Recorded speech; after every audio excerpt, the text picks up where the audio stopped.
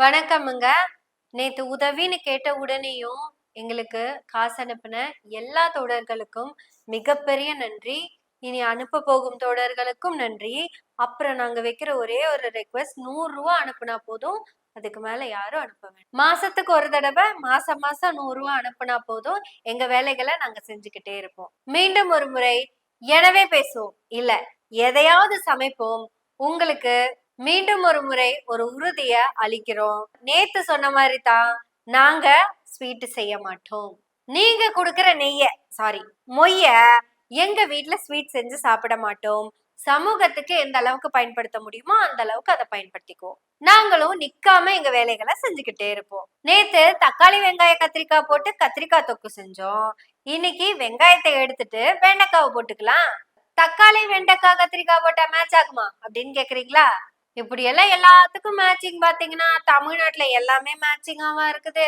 நான் சாப்பிடல அப்படின்னு மத்தவங்களையும் வருத்தப்பட வைக்கிறவருதான் போக்குவரத்து துறை அமைச்சரா இருக்காரு. முந்திக்கிட்டு ரிப்பனை வெட்டிட்டு முன்னாடி போயிட்டு கேண்டில் குடுக்கலன்னு கோச்சுக்கிட்டு வெளியே வந்து குழந்தையோட நின்னு நான் ரொம்ப பொறுமைசாலிங்கோ தலைவர் சொல்லியிருக்கிறாருங்க. நான் ரொம்ப பொறுமைசாலிங்க. எங்க தலைவர் வழியா தான் நாங்க போவோம். கண்டிப்பா அவர் சொல்றபடிதான் நாங்க நடந்துக்குவோம். இப்படி எல்லாம் மேட்சிங் இல்ல. ஐயோ, நான் என்ன சொல்ல வந்தேன்னா,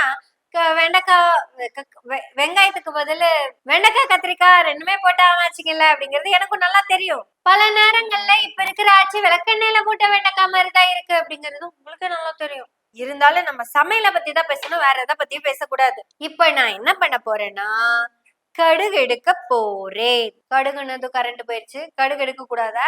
இருந்தாலும் நம்ம கடுகு எடுத்துதான் ஆகணும். ஏன்பா அந்த யூபிஎஸ் கொஞ்சம் ஆன் பண்ணு, அப்புறம் பாத்துக்கலாம். இப்ப நம்ம கடுகு எடுக்கிறோம். எப்பா இந்த பக்கமும் லைட் கம்மியா இருக்கு, அதையும் கொஞ்சம் ஆன் பண்ணுங்களேன்.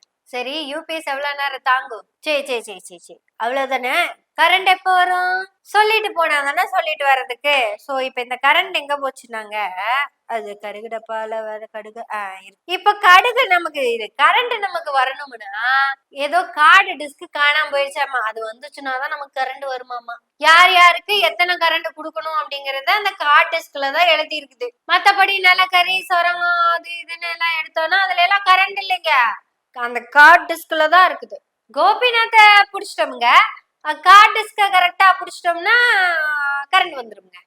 அப்புறம் யூபிஎஸ்க்கு வேலையே கிடையாதுங்க, எல்லாம் அந்த யூபிஎஸ்க்கு வேலை கிடையாது. சோ இப்போ இந்த கடுகு வச்சு நம்ம என்ன பண்ணலாம் அப்படின்னா ஒண்ணும் பண்ண முடியாது, ஜஸ்ட் தாளிக்கத்தான் முடியும். இருந்தாலும் என்ன சிக்கல் ஆகிட்டு இருக்குன்னா, நேத்துல இருந்து ஒரு கன்றாவியான வீடியோ வைரல் ஆகிட்டு இருக்கு. ஒரு தகப்பன் குழந்தையோடு சேர்ந்து அழுகுறான். ஏய், அவனை வெளியே வர சொல்லு. ஆக்சுவலா அவங்களோட கதைக்குள்ள நம்ம போக வேண்டாம், போக தேவையும் இல்லை. ஆனா மைக்கேல் டி குன்கா அப்படின்னு இருந்தார் ஒருத்தர், எல்லாத்துக்குமே தெரியும். அவர்தான் கர்நாடகாவினுடைய நீதிபதி. அவரு ஜெயலலிதா அம்மாவினுடைய தீர்ப்பை வாசிக்கும் போது ஒரு வார்த்தையை அழகா சொன்னாரு. தலைமையில இருக்கிறவங்க பண்போட ஏன் இருக்கணும், பண்போட ஏன் தலைமை இருக்கணும் அப்படின்னா அவங்கள ஃபாலோ பண்றவங்களும் அதே பண்போட இருக்கணும்ல.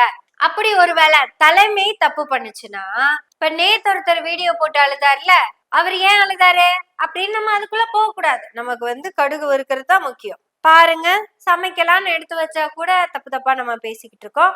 அப்புறம் சேனல்களை பிளாக் பண்ணக்கூடிய நண்பர்களே, அந்த வேலையில் ஈடுபட்டு கொண்டிருக்கும் தம்பிகளே, நான் ஒன்னே ஒண்ணு மட்டும் உங்ககிட்ட சொல்றேன்.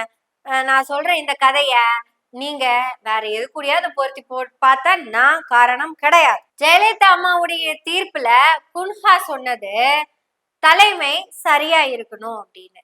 ஒருவேளை தலைமையே தவறா இருந்ததுன்னா இதை எப்படி நம்ம தவறுன்னு சொல்ல முடியும்? ஐயோ, வர்த்தே இல்லாத விஷயத்த பத்தி நம்ம பேசக்கூடாதுன்னு எவ்வளவு சொன்னாலும் இந்த புத்திக்கு ஏறவே மாட்டேங்குது. என்கிட்ட ஒரே ஒரு கேள்விதான் இருக்கு.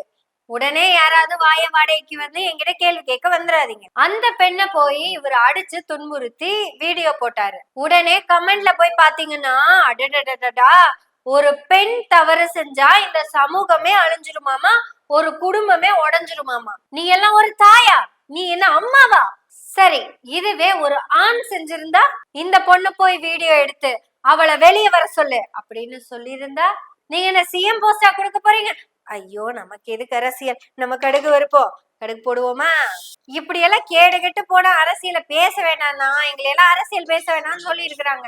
இந்த அரசியலை பேசுனதுக்காக நீ இந்த அரசியல் எல்லாம் பேசக்கூடாது அப்படின்னு சேனல்ல பிளாக் பண்ணிடுவேன்னு மிரட்டுறாங்க. இப்ப பாருங்க, நம்ம அதர்மம் சேனல்ல பிளாக் பண்ணிட்டாங்க. மனசோட அடுத்தது எப்ப சேனல் ஆரம்பிக்க போறீங்க? அடுத்த லிங்க் கொடுக்கணும்ல. அட நாங்க மட்டும் இல்ல, நிறைய பேரு வெயிட் பண்ணிக்கிட்டு இருக்கிறாங்க, சீக்கிரம் அடுத்த சேனல் ஆரம்பிங்க.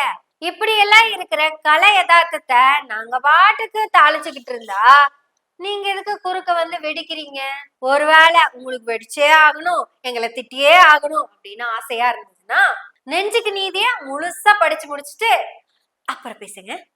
அப்புறம் இந்த புக்க கல்லு மாதிரி வச்சதுனால கேனத்தனமா கிறுக்குத்தனமா ஒரு கமெண்ட் ஒண்ணு வந்திருந்தது. வனவாசத்தை படிச்சியோ? என்ன வெங்காயத்துக்கு நான் வனவாசம் படிக்கணும் அப்படின்னு கேட்கலான்னு பார்த்தா கூட தக்காளியும் கத்திரிக்காவும் போட்டாதான் தாவேக்கான்னு வரும்னா என்ன மன்னிச்சிருங்க. அரசியல்ல இருந்து இந்த சமையலுக்கு வந்து 2 days ஆச்சு. 2வது வீடியோ தான் அதை பண்றோம். அதனால எனக்கு வந்துட்டு ஒரு மாதிரி கொலாபரேஷனா கன்ஃபியூஷனா இருக்கு. ஏதாவது நான் அரசியல் தான் பேசிருக்கேன் அப்படின்னு நினைச்சீங்கன்னா அதுக்கு நீங்க மன்னிச்சிருங்க. அப்புறம் நான் யாரையும் குத்தி காட்டுறதுக்காக எல்லாம் இந்த வீடியோல பேசலன்னு நினைச்சுக்கோங்க. இதையெல்லாம் தாண்டியும் உங்களுக்கு நான் குத்தி காட்டுற மாதிரி தோணுச்சுன்னா அதுக்கு நான் பொறுப்பு இல்ல. குற்றமுள்ள நெஞ்சுதான் வருவருக்கும் ஆச்சி குறுகுறுக்கும். அப்புறம் நான் எங்க விட்டேன்? சமையலும் அரசியலும் ஒன்னா பேசுனா எங்க என்னன்னே ஃப்ளோவே வர மாட்டேங்குது. ஏதோ வாசம்னு சொல்லியிருந்தாரு, கிராம்பு வாசமா பட்டை வாசமா? வனவாசம். வனவாசத்தை பற்றியோ? அதுல என்னப்பா எழுதி இருக்கு? வனவாசத்துல அப்படி என்னப்பா எழுதி இருக்கு? அவன் ட்ரெயின் டிக்கெட் கிடைக்காம திருட்டு ரயில் ஏறி சென்னைக்கு வந்தான். அதே வாசத்துல கடைசியில என்ன எழுதி இருக்கு? நான் தன்னடக்கத்துடன் கண்ணனுக்கு தாசனாக இருக்கும் தன்னடக்கத்துடன் கண்ணதாசனாகிய நான் எழுதி கொள்ளும் உங்களுக்கு கொடுக்கும் ஒப்புதல் வாக்குமூலம் என்னவென்றால் இது என்னுடைய மரண வாக்குமூலமாகவே வச்சுக்கோங்க. இந்த புத்தகம் முழுக்க அவன் என்று நான் எழுதியது சாட்சாத் கண்ணதாசனாகிய என்னை மட்டும்தான். அப்ப திருட்டு ரயில் ஏறி யாரும் சென்னைக்கு வரலையா அப்படின்னு கேட்டீங்கன்னா திண்டுக்கல்ல இருந்து ஒருத்தர் கிளம்பி வந்திருக்கிறாரு.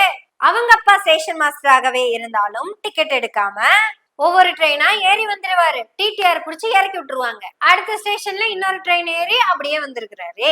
ட்ரெயின் மாறி மாறி டிக்கெட் எடுக்காம திருட்டு ரயில்ல வந்தார்ல, அவரு பேரு சந்திரசேகர்.